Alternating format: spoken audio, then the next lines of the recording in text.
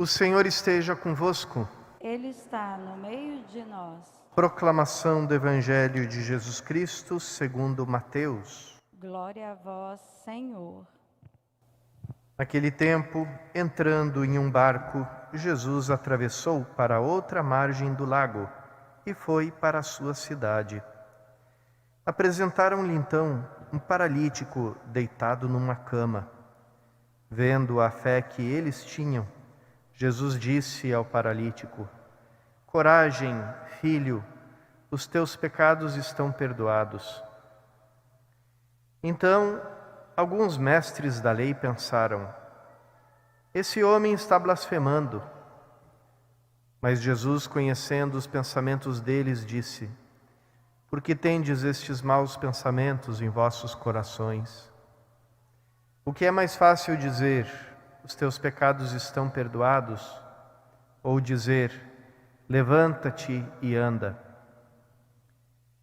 Pois bem, para que saibais que o Filho do Homem tem na terra poder para perdoar pecados, disse então ao paralítico: levanta-te, pega a tua cama e vai para a tua casa. O paralítico então se levantou e foi para a sua casa. Vendo isso, a multidão ficou com medo e glorificou a Deus por ter dado tal poder aos homens. Palavra da salvação. Glória a vós, Senhor. Irmãos e irmãs, vamos voltar um momento para essa primeira leitura tão misteriosa do relato do sacrifício de Abraão. Deus promete a Abraão uma descendência. Abraão e sua mulher Sara passaram toda a sua vida sem poder ter filhos.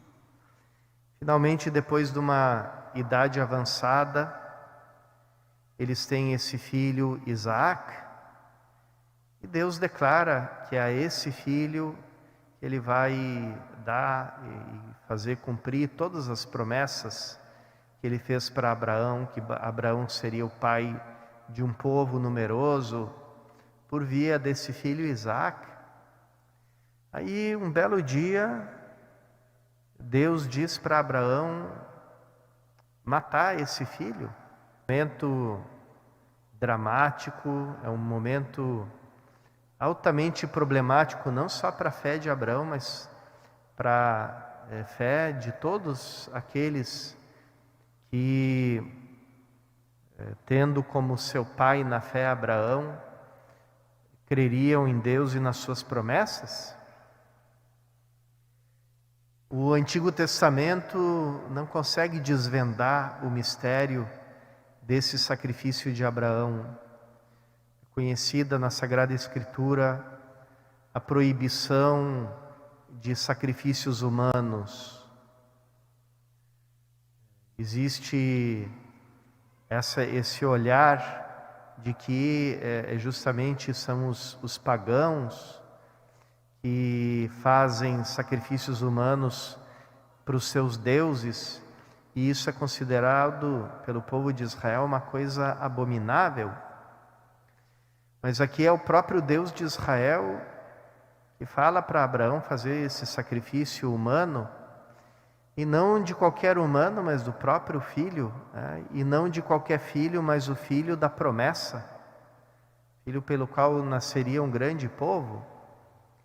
Então, é uma situação tão absurda, tão ilógica, tão misteriosa, que inclusive existe uma linha de interpretação dentro do judaísmo que diz que, na verdade, Abraão não escutou a Deus, mas teria escutado o demônio se fazendo passar por Deus, e teria seguido esse conselho até que Deus salvou ele, né, de cometer esse grande erro. Porque nossos irmãos mais velhos judeus chegam a pensar dessa maneira? Porque falta para eles uma peça fundamental para entender todo esse episódio de Abraão. E essa peça que falta é justamente Jesus Cristo, que Deus pede, o único Filho bem amado, que sobe o monte de Moriá. E nós sabemos que na cadeia dos montes de Moriá também fazia parte o Monte Calvário. Esse menino que sobe o monte com a lenha às costas, como Jesus depois subiu o Calvário com a cruz às costas. Esse cordeiro que é encontrado lá em cima, com a cabeça presa nos espinhos, que nos lembra Cristo coroado de espinhos. Então, tudo ali, né? Temos aqui o fogo, a lenha, mas o que a gente vai sacrificar? E Abraão diz, Deus vai providenciar. Né?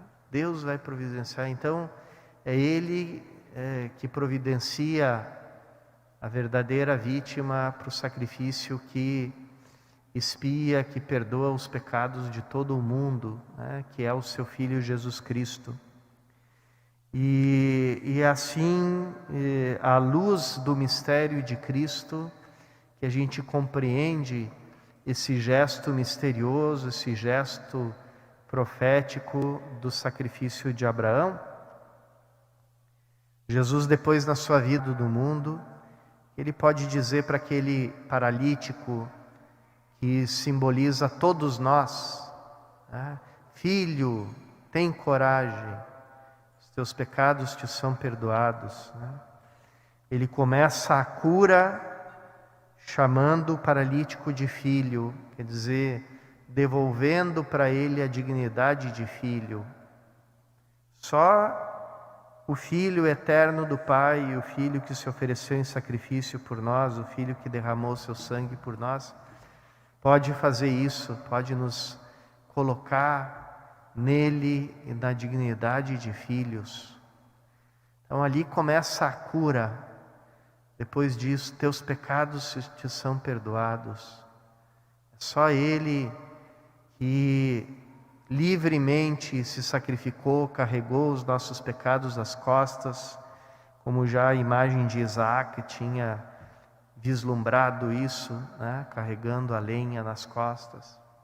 Só Ele tem o poder para nos libertar do fardo dos nossos pecados, porque Ele carregou esse fardo nas suas próprias costas. E só Ele, como termina Mateus, que já a redação de Mateus já é reflexo da vida da comunidade cristã, e diz, a multidão glorificou a Deus por ter dado tal poder aos homens.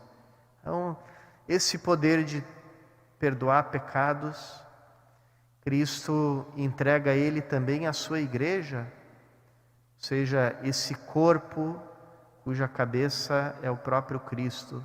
Então, quando a igreja perdoa pecados, é Cristo que perdoa.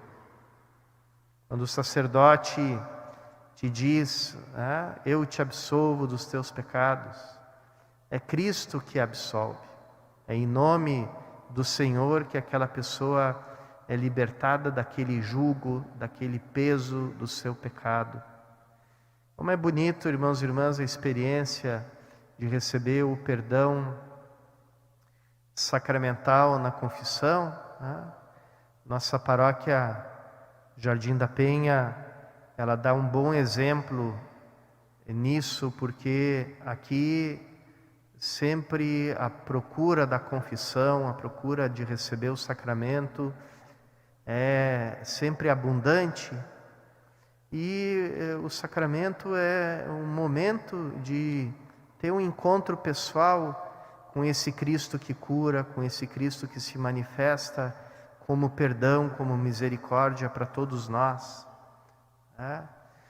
Que triste é a paróquia que às vezes o padre fica ali disponível para confissão e não aparece ninguém, né?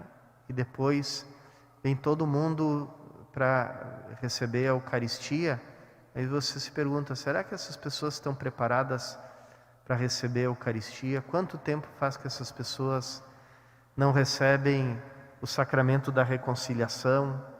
Será que esse gesto de comunhão é um gesto autêntico? Ou seja, porque eu estou em comunhão com Cristo e com a sua igreja, eu posso receber a comunhão, porque quando comungo Cristo e toda a igreja. Então, será que esse gesto é autêntico? Ou será que existe na minha vida alguma coisa que eu ainda preciso me reconciliar com Deus e com a igreja?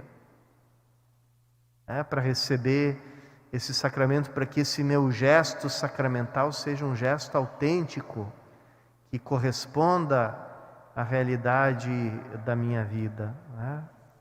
Então, aqui a gente conclui não conhecia o mistério de Cristo, não sabia por que Deus tinha pedido aquilo para ele que parecia que contradizia tudo que Deus tinha falado.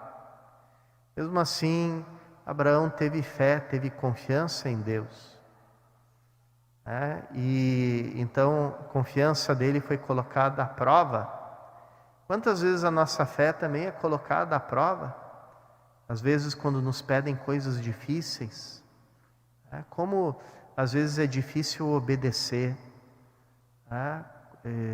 quando, enfim, desde obedecer os mandamentos de Deus, obedecer as normas da igreja, obedecer também a autoridade da igreja, o serviço de autoridade que existe na igreja. Nem sempre é fácil obedecer, nem sempre aquilo que vem a nós, nos convidando à obediência, vai de acordo com aquilo que a gente pensava, com aquilo que a gente esperava. Então, ali também é uma prova de fé para nós, é uma prova de confiança. Eu não entendo por que me chega esse mandato, não entendo por que me chega essa orientação, mas eu confio, na medida do possível a gente também tenta entender, para que a nossa inteligência também esteja empenhada junto com a nossa vontade, e a gente aí pode obedecer, pode fazer de uma forma mais integral o nosso gesto de obediência, mas nem sempre isso é possível. E às vezes um determinado mandato nos custa de uma forma particular, de uma forma especial, porque contraria não sei que planos, não sei que projetos, não sei que visões que a gente tem. Então esse é o momento da gente se abandonar completamente nas mãos de Deus, se colocar em atitude de confiança total, para que Ele dirija a nossa vida, e se Ele quiser depois nos comunicar o porquê que nos foi pedida determinada uma coisa, o porquê que nós tivemos que obedecer determinada a hora da vida, que faça, e se não quer também a gente fica completamente nas mãos dEle. Como é bom essa atitude, que bonita é a atitude de fé, quem obedece, porque na igreja a obediência nunca deve ser a obediência, por assim dizer, de quartel, ou a obediência motivada por relações de poder. Nem sei como é que aquele ditado, manda quem pode, obedece quem tem juízo, não, esse tipo de coisa. Isso é a forma humana, carnal de obedecer, porque ela fala de relações de poder, mas como disse Jesus para os discípulos, entre vós não deve ser assim. Então, o sonho de Cristo para a sua igreja não é um sonho de poder, mas um sonho de serviço. E por isso, a autoridade na igreja, a obediência da igreja se baseia na fé, se baseia na confiança em Deus, se baseia nesse ato de eu me abrir ao plano de Deus para a minha vida, por mais misterioso que esse plano se manifeste para mim. Isso me leve a obedecer os mandamentos, me leve a obedecer as normas da igreja, me leve a obedecer aos meus superiores, naquilo que eles têm o direito de me mandar, né? Então, aquilo que um superior tem direito de me mandar, um subordinado tem o dever de obedecer, né? Mas sempre esse direito e esse dever visto com espírito de fé, não com espírito de escravo, né? Esse manda, é poderoso, então eu tenho que abaixar a cabeça.